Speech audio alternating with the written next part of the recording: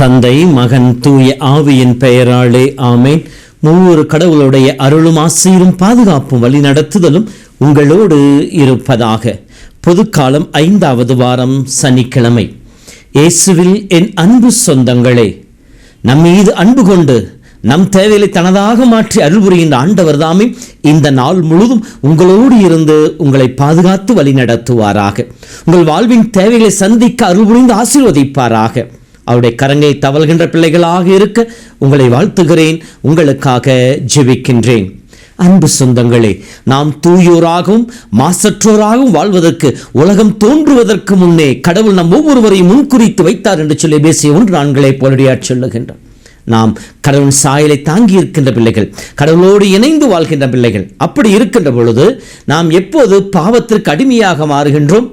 பாவத்திற்கான வழிமுறைகள் என்ன என்று சொல்லி பார்க்கின்ற பொழுது, 1வது அகந்தை, பேராசை, தன்னலம், கடவுளுடைய கட்டளைகளை மீறுவது, இவையெல்லாம் பாவத்தினுடைய வழிகளாக அமைந்திருக்கின்றன. 1வதாக தன்னலம், சுயநலம், நான் என்கின்ற அகந்தை. இதுதான் ஆதி பெற்றோர் பாவத்தில் விழுவதற்கு காரணமாக இருந்தது. கடவுளை முன்னிலைப்படுத்துவதற்கு பதிலாக, கடவுளோடு இணைந்து செயல்படுவதற்கு பதிலாக நாங்களும் கடவுளை போல் ஆவோம் என்கின்ற அந்த எண்ணம் வந்தவுடனேயே அவர்கள் பாவத்திலே விழ காரணமாக அமைந்து விட்டது. அந்த ஆணவமும் அகந்தையும் அதை போலத்தான் ஒரு சில நேரங்களிலே நான் என்கின்ற எண்ணம் நம்மிலே வருகின்ற பொழுது நாம் அயலாரையும் பிரிக்கின்றோம், ஆண்டவனையும் பிரித்து விடுகின்றோம். எனவே அருள் வாழ்வு இழந்தவர்களாக அதுவே பாவத்தின் முதல் படியாக அமைந்து விடுகின்றது. 2வதாக பேராசை.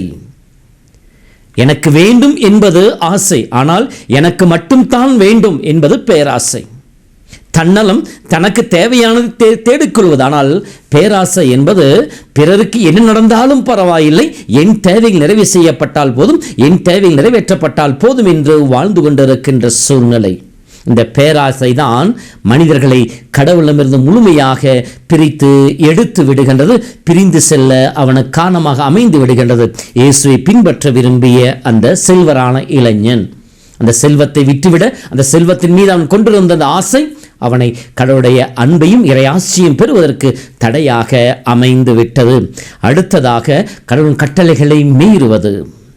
கடவுள் அவரோடு இணைந்து வாழ்கின்ற பொழுது நமக்கு ஆசீர்வாதத்தை கொடுப்பவராக இருக்கின்றார். அவருக்கு எதிராக செயல்படுகின்ற பொழுது, அவருடைய கட்டளைகளுக்கு மீறி நாம் செயல்படுகின்ற பொழுது, அவருடைய கட்டளைகளை புறக்கணிக்கின்ற பொழுது, அதை உதாசீனப்படுத்துகின்ற பொழுது கடவுளுக்கு எதிராக செயல்படுவதாக மாறுகின்றோம். கடவுளுடைய அருள் வாழ்வை இழந்துவிட்டு கடவுளுக்கு எதிராகவும், தன்னோடு இருக்கின்ற அயலாருக்கு எதிராகவும், தனக்கு எதிராகவும் பாவம் செய்தவர்களாக மாறிவிடுகின்றோம். இந்த நிலைகளைத்தான் இன்றைய முதல் வாசலை படிக்கின்ற யெரொபெயாம் செய்தது. யெரொபெயாம் யார்? சாலமோன் ஆட்சி காலத்தில் ஒரு பணியாளனாக இருந்தவன்.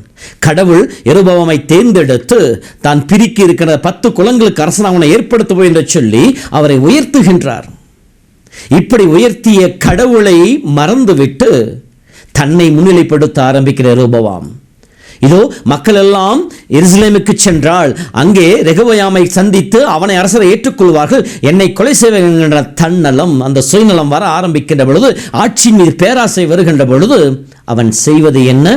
கடவுளுடைய கட்டளை. கடவுள் சொல்லி இருப்பார், நீ என் கட்டளைகளின் நியமங்களை கடைபிடித்து நடப்பாயானால் தாவீதுக்கு சொன்ன அதே வாக்குத்தத்தத்தை உனக்கு சொல்வேன், உன் அரசு நிலைத்திருக்க செய்வேன், உன் சந்ததிக்கு கொடுப்பேன் என்று சொல்லி.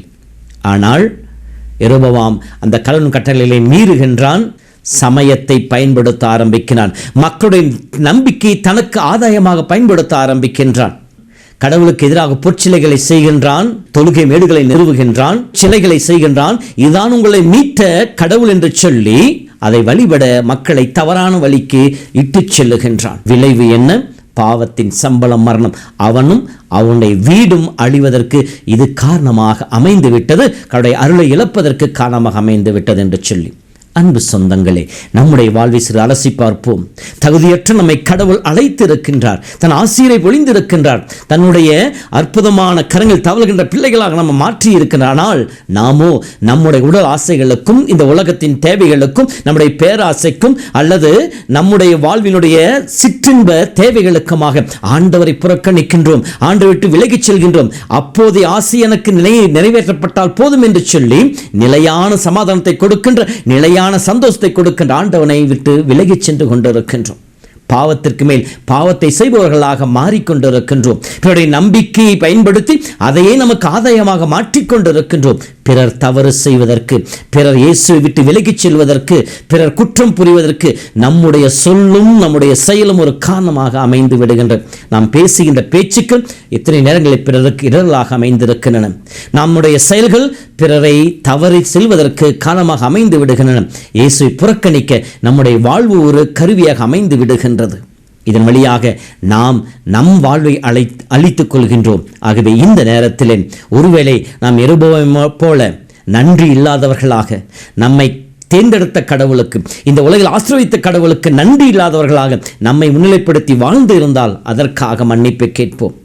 பேராசையோடும் சுயநலத்தோடும் நாம் வாழ்ந்து இறைவனுடைய அருளை இழந்திருந்தால் அதற்காக மனம் வருந்தி ஆண்டவர் நோக்கி திரும்பி பார்ப்போம். நம்முடைய செயல்களால் யாராவது பாவத்தில் விழுந்திருந்தால், யாராவது தவறு செய்வதற்கு என்னுடைய வாழ்வு காரணமாக இருந்திருந்தால், 1 மடங்கிற்கு 2 மடங்காக ஆண்டோட மன்னிப்பு கேட்போம். நம்மை போல வாழ்ந்து கொண்டிருக்கின்ற மக்களை ஆண்டவர் கரங்களை ஒப்புக் கொடுத்து அவர்களை மனமாற்றத்திற்காக ஜெபிப்போம். இதன் வழியாக நாமும் என்னுடைய அன்பை தேடி வர முடியும், என்னுடைய அன்பை சுவைக்க முடியும். அப்படி வாழ்கின்ற பொழுது நற்செய்தியில் நாம் படிப்பதை போல பரிவு கொண்ட கடவுள், நம் தேவைகளை அறிந்திருக்கின்ற கடவுள், நம் வாழ்வின் நிலைகளை அறிந்திருக்கின்ற கடவுள், நாம் சோர்ந்து போவோம், நாம் வீழ்ந்து போவோம் என்பதை தெரிந்திருக்கின்ற கடவுள் நமக்கு உதவி செய்ய முன் வருவார். அற்புதங்கள் வழியாக, அதிசயங்கள் வழியாக நம் வாழ்வில் தேவையை சந்திக்க ஆசீர்வதிப்பார். நம் வாழ்வின் மனமாற்றத்திற்கு துணை புரிவார். இயேசுவோடு இணைந்து அற்புதத்தை காணுகிற மக்களாய் நம்மை வாழச் செய்வார். இத்தகைய அருள் வரங்களை கடவுள் உங்களுக்கு கொடுக்க உங்களை வாழ்த்துகிறேன், உங்களுக்காக ஜெபிக்கின்றேன். ஆண்டவர் உங்களோடு இருப்பாராக. எல்லாம் வல்ல இறைவன் தந்தை, மகன், தூய ஆவி உங்களை ஆசீர்வதித்து பாதுகாத்து வழி நடத்துவாராக. ஆமேன். அதிசயங்கள் செய்கிறவர் நம் அருகில் இருக்கிறார். அற்புதங்கள் செய்கிறவர் என்றும் நமக்குள் வசிக்கிறார்.